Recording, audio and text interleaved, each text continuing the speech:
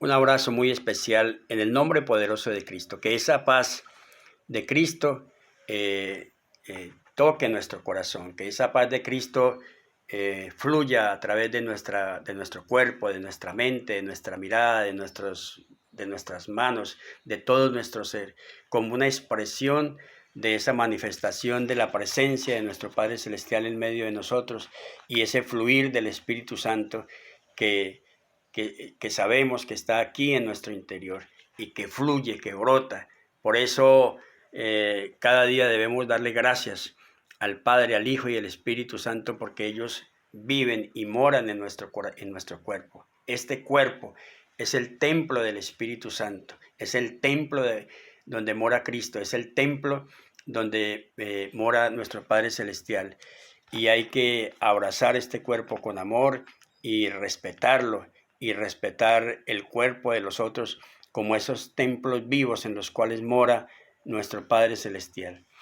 Pues bien, hoy vamos a hablar de la quinta entrega, de cómo se hará este proceso de la reforma de la Iglesia. Y dice, este proceso de reforma de la Iglesia es importante para lograrlo y tener éxito, organizar los 5 ministerios de tal manera que contribuyan a la plena edificación de la Iglesia. O sea, ese es el objetivo. En Efesios 4:11 dice, y él mismo constituyó a unos apóstoles, a otros profetas, a otros evangelistas, a otros pastores y maestros, a fin de perfeccionar a los santos para la obra del ministerio, para edificación del cuerpo de Cristo, para que todos lleguemos a la unidad de la fe y del conocimiento del Hijo de Dios, a un varón perfecto a la medida de la estatura de la plenitud de Cristo. Esto es importante. Aquí lo que nos está diciendo es que todos los ministerios y todos los ministros tenemos un propósito específico, y es el propósito del servicio, es el propósito de entregar, de donar, de ofrecer nuestra vida para que el cuerpo de Cristo sea edificado, para que la fe de los creyentes sea fortalecida. Somos nosotros los encargados de orientar, de facilitar todos estos procesos. El ministro, el que sea, tiene que ser un facilitador, tiene que ser un servidor de la causa del reino de los cielos.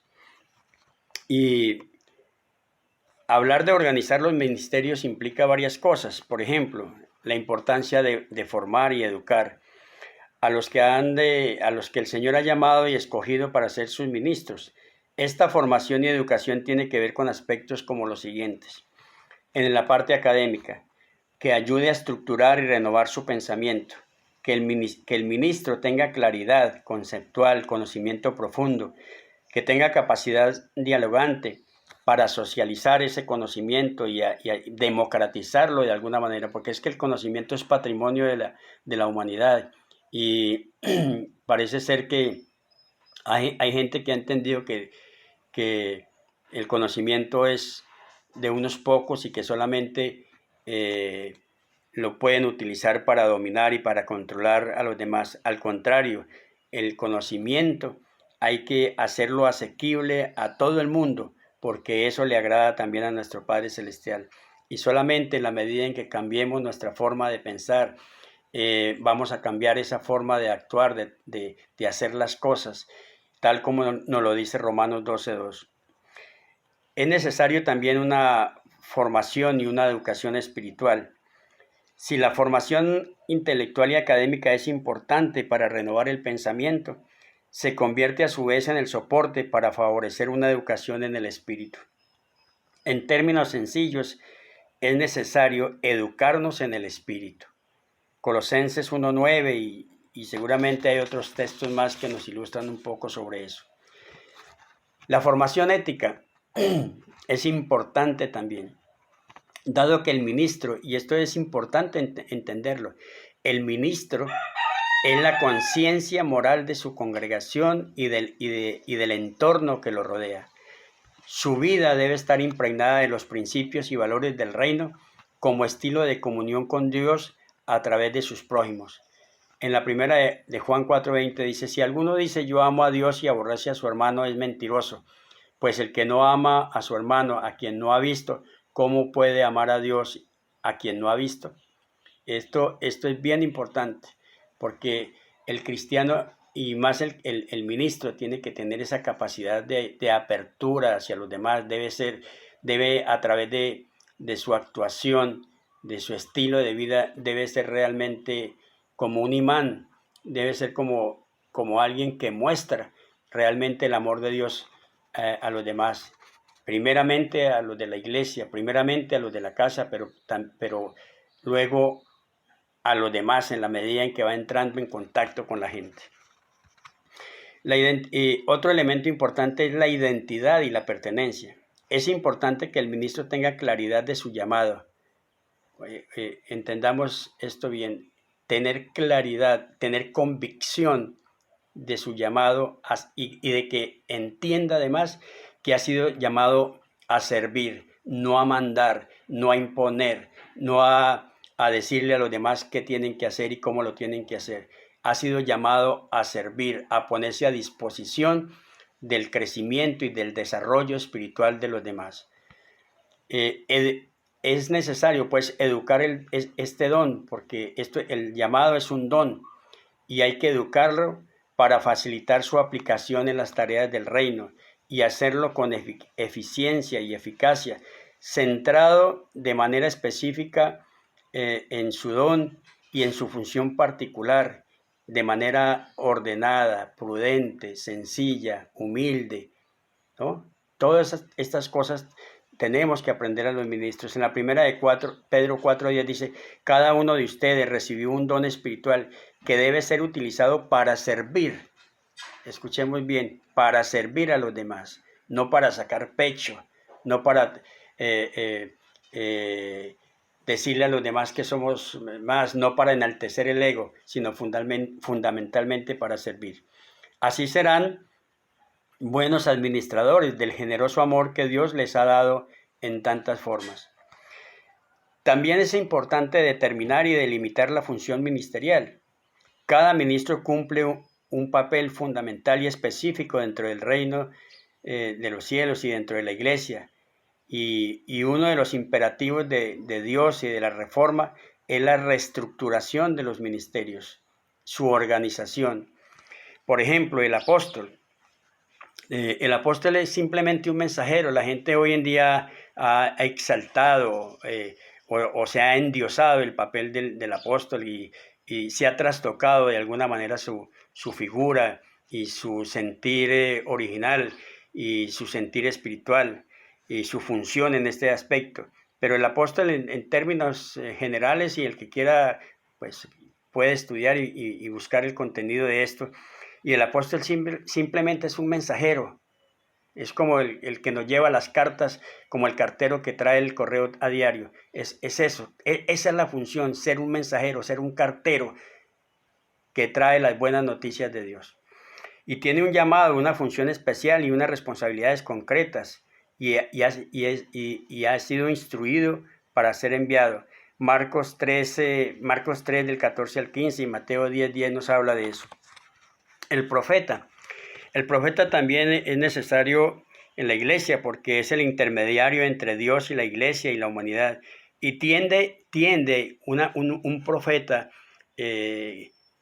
convencido de su papel, un profeta sabio, inteligente, cuerdo, prudente, tiende a ser el ojo visionario de Dios y un intérprete de su voz para que cumpla ese propósito, como dice Efesios 2:20, de edificar la iglesia, ¿no? Entonces, igualmente está el evangelista. El evangelista también es como un mensajero ambulante de las buenas nuevas y debe tener una formación, debe tener una comprensión también de su papel específico para que no entre a usurpar el papel de otros o a meterse en cosas para las cuales de alguna manera no está preparado. Los pastores, el pastor cumple una función de apacentar, de cuidar. Básicamente, ese es un elemento más propio de ellos. Incluso enseñar. pero las circunstancias de hoy no dan para que el pastor realmente se comprometa en ese ejercicio de enseñar, ¿no? Y por eso en el libro de Juan 21:15 dice, cuando hubieron comido, Jesús le dijo a Simón Pedro, Simón, hijo de Jonás, ¿me amas más que a estos? Le respondió, sí, Señor, tú sabes que te amo. Y el Señor le dijo, apacienta mis corderos. Ese es el trabajo del pastor, apacentar, cuidar.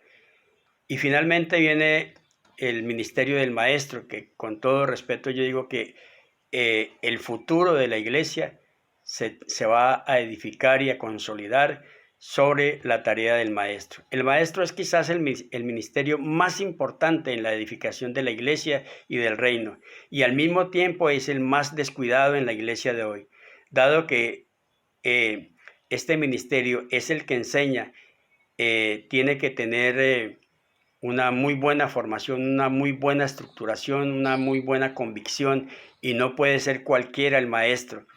No es simplemente que porque le gusta enseñar, tiene que ir más allá de ese simple gusto. ¿Por qué? Porque él tiene que conocer a profundidad los contenidos de la palabra. Él es el que hace pedagogía de la misma palabra, y es él a través de quien el Espíritu Santo devela o revela los misterios del corazón de Dios, a fin de llegar a esa plenitud de Cristo de la que hemos venido hablando. En Hechos 5:42 dice, y todos los días en el templo y por las casas no cesaban de enseñar y predicar a Jesucristo. Pues bien, amados hermanos, hasta aquí esta entrega de hoy, y simplemente seguir pidiéndole al Espíritu Santo que nos dé esa orientación, y que a cada uno de los ministros Dios nos dé esa capacidad de revisarnos. Yo creo que en este momento es un momento propicio para que cada uno se revise en su papel. ¿Cómo estamos cumpliendo con ese propósito y ese llamado que Dios nos ha hecho? Si Dios nos llamó a servirle al reino, si Dios nos llamó a servir a la causa del reino de los cielos, si Dios nos llamó a ofrecer nuestra vida, así como Cristo ofreció su vida por nosotros, los ministros estamos llamados a ofrecer nuestra vida para que Cristo crezca en el corazón de cada uno de nosotros, y para que el cuerpo de Cristo sea edificado y fortalecido en la fe y en los valores del Espíritu. Y qué bueno que nosotros tengamos esa oportunidad de revisarnos y de mirarnos. ¿Cómo estamos ejerciendo el ministerio? ¿Lo estamos ejerciendo con una autoridad vertical, con ese pararnos y decir yo mando aquí, se hace como yo digo, como yo quiero? ¿O realmente somos capaces de decir al Padre, de decirle al Espíritu Santo, aquí estoy, dispuesto a hacer tu voluntad, dispuesto a hacer lo que tú quieres que yo haga, y me bajo de ese pedestal del título, me bajo de ese pedestal de creerme más que los demás, de creerme mejor o cosas por el estilo, y entonces me bajo de ese pedestal para hacerme uno con los otros, uno con los demás, y caminar juntos en la construcción de una vida digna, en la construcción de una vida cimentada en el amor, en la esperanza, en la gracia, en la bendición, en el compañerismo, en la amistad, en todas esas cosas que realmente Cristo nos enseñó y que Él quiere que nosotros incorporemos en nuestro diario vivir. Es bueno que nosotros revisemos nuestros ministerios y que entendamos que la autoridad y el liderazgo, si se quiere llamar así, se ejercen solamente en el servicio, en la entrega, en la humildad, solamente de esa manera. Un abrazo muy especial para todos, y que la gracia infinita de nuestro Padre Celestial nos siga guiando y acompañando todos los días hasta que podamos encontrarnos con Él en la plenitud de la vida. Amén.